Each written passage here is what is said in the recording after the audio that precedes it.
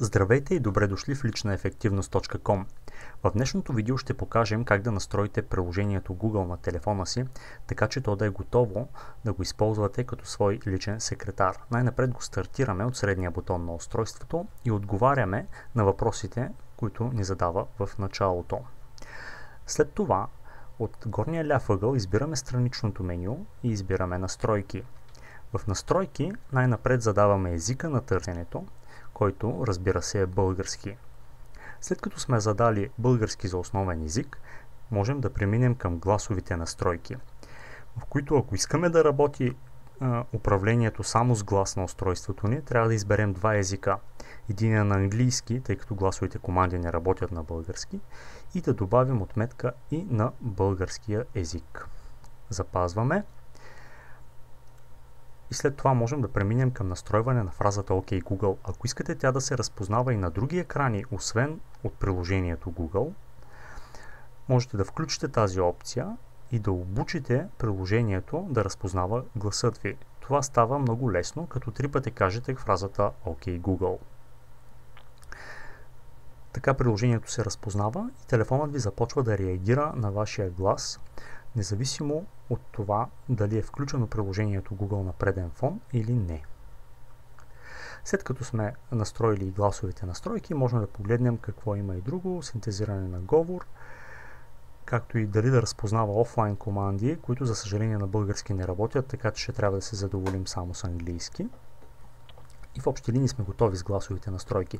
След това преминаваме към настройване на картите в Google Now. Можем да изберем мелодия, с която да ни известява при появяването на нова карта в приложението и съответно в щората на телефона. Също така можем да изберем дали да вибрира или не, а отдолу можем да изберем и областите на нашия интерес. Някои от нещата може и да не ни интересуват и затова можем просто да ги изключим, за да не ни показва карти в общия поток по тези теми.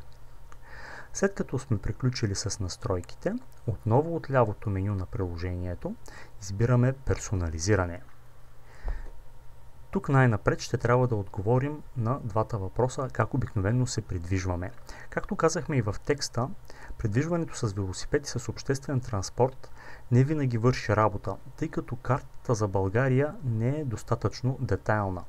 Но пък за сметка на това имаме двете опции: придвижване с автомобил и придвижване пеша.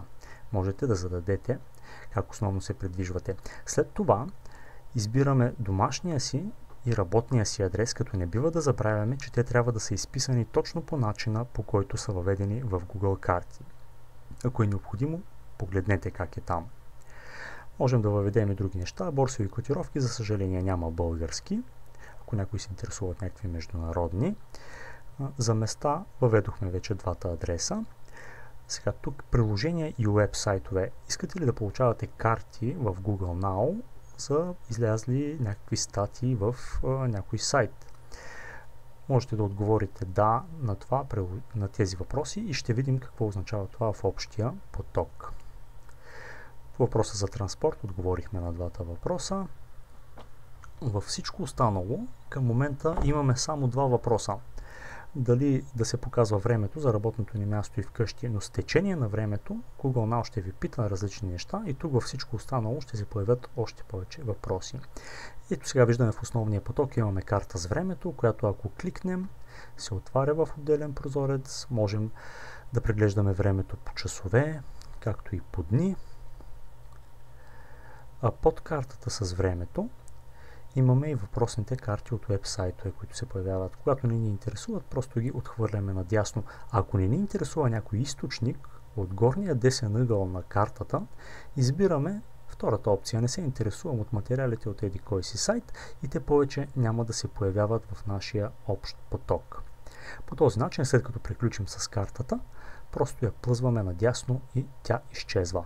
Както виждате, отдолу се появява един бутон за отмяна, който за няколко секунди, ако прецените, че сте направили грешка, можете да натиснете и картата да се върне.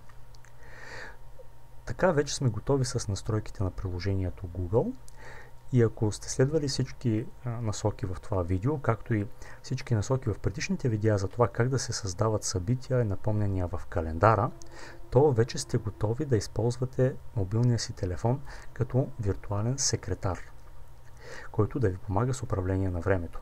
В следващото видео ще се занимаем именно с това, а междувременно, ако имате въпроси, можете да използвате контактната форма на сайта или да обсъждате в социалните медии под темата. Благодаря ви и лек ден от мен!